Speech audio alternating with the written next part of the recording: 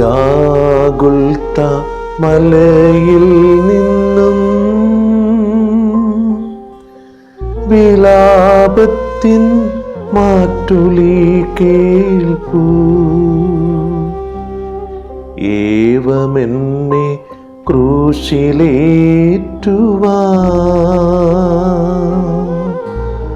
അപരാധം എന്തു ഞാൻ ചെയ്തു.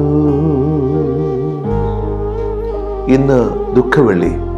മനുഷ്യരോടൊപ്പം വസിക്കുവാൻ വേണ്ടി മനുഷ്യനിൽ മനുഷ്യനായി കടന്നു വന്ന ദൈവത്തിന്റെ പുത്രനെ ലോകം കുരിശിലേറ്റിയ ദിനം. യെശയ്യാ പ്രവാചകന്റെ പുസ്തകത്തിൽ 52:14 ഇപ്രകാരം അവൻ അനുഭവിച്ച സഹനത്തെ കുറിച്ച് പറയുന്നുണ്ട്. അവനെ കണ്ടവർ അമ്പരന്ന് പോയി. മനുഷ്യനെന്ന് തോന്നാത്ത വിധം അവൻ വിരൂപനായിരുന്നു. അത്രമാത്രം ക്രൂരമായ വേദന അനുഭവിച്ചാണ് ക്രിസ്തു നമുക്ക് രക്ഷ നൽകിയത്. സാധാരണയായി ഈ സഹനങ്ങൾ സഹിക്കുവാൻ ക്രിസ്തുവിനെ സഹായിച്ചത് തീർച്ചയായിട്ടും പരിശുദ്ധ കന്യകാ മറിയം തന്നെയായിരിക്കും.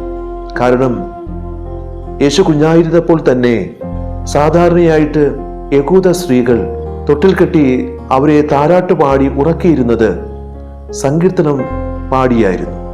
ആ സങ്കീർത്തനത്തിലെ ദൈവത്തിന്റെ വചനമാണ് യേശുവിനെ ശക്തിപ്പെടുത്തിയത്. എല്ലാവരും ഉപേക്ഷിക്കപ്പെട്ട് ഒറ്റപ്പെട്ടു പോയ ആ നിമിഷത്തിൽ കർത്താവ് പറയുന്ന വാക്യമുണ്ട്. തിരുവചനം സങ്കീർത്തനങ്ങളുടെ പുസ്തകം 22:1 എൻ്റെ ദൈവമേ, എൻ്റെ ദൈവമേ, എന്തുകൊണ്ട് അങ്ങ് എന്നെ ഉപേക്ഷിച്ചു?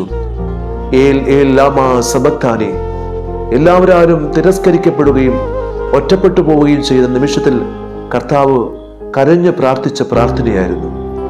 എന്നാൽ ക്രിസ്തുവിനെ ശക്തിപ്പെടുത്തിയത് പരിശുദ്ധ അമ്മ കുഞ്ഞുനാളിൽ പാടിക്കൊടുത്ത സങ്കീർത്തനം തന്നെയായിരുന്നു. 31-ാമത്തെ സങ്കീർത്തനത്തിൽ 5-ാമത്തെ വാക്യം കർത്താവ് ആ നിമിഷം ഓർത്തു. അങ്ങയുടെ കരങ്ങളിൽ എൻ്റെ ആത്മാവിനെ ഞാൻ സമർപ്പിക്കുന്നു എന്ന് പറഞ്ഞ് അവിടുന്ന് മരിച്ചു. നന്മയ്ക്ക് വേണ്ടി നീ നേർവഴിയിൽ നിന്ന് ധർമ്മയുദ്ധം ചെയ്ത് തോറ്റുപോയാൽ പോകട്ടെ, ആ തോൽവി തന്നെ ജയമെന്ന് ലോകം കടശയിൽ സമ്മതിക്കുമെന്ന് കവി പാടിയതുപോലെ നമുക്ക് നന്മകൾ ചെയ്യാം.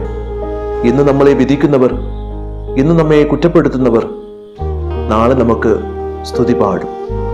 അത് തന്നെയല്ലേ ഈ ദുഃഖവെള്ളി നൽകുന്ന സന്ദേശം.